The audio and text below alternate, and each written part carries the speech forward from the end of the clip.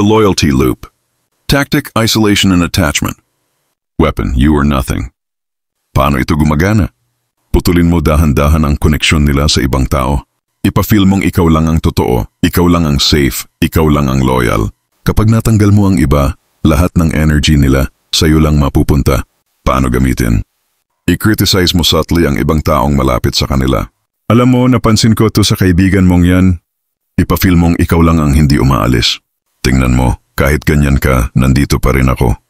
Huwag mong ipagbawal yung ibang tao, pero punuin mo sila ng duda sa mga yon. Ano ang epekto? Mawawala ang outside influence. Lahat ng desisyon, damdamin at pananaw, magiging sayo ang basehan. At sa utak nila, ikaw lang ang hindi kayang palitan.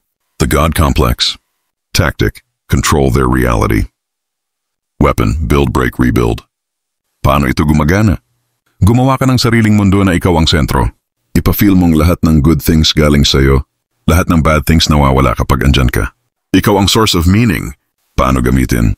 Kapag maganda ang nangyayari, ilink mo sa presence mo. Simula nung dumating ako, gumaan yung buhay mo, di ba? Kapag may mali, blame the absence of you. Alam ko na mangyayari ito nung hindi mo ako sinunod. I-condition mo sila, life is better with you. Hell without you. Ano ang epekto? Hindi na sila makakagalaw ng buo nang wala ka. You become their North Star. Ikaw ang dahilan ng saya. Ikaw rin ang takas sa gulo. You're not just important, you're everything. Soul mold. Tactic. Identity sculpting. Weapon. Shaping them in your image. Paano ito gumagana? Kapag nasanay silang i-please ka, i-validate ka at sumunod sa ritmo mo, unti-unti nilang nawawala ang sariling identity. Ang natitira, reflected version mo. At pag nawala ang sarili nila, ikaw na lang ang meron. Paano gamitin?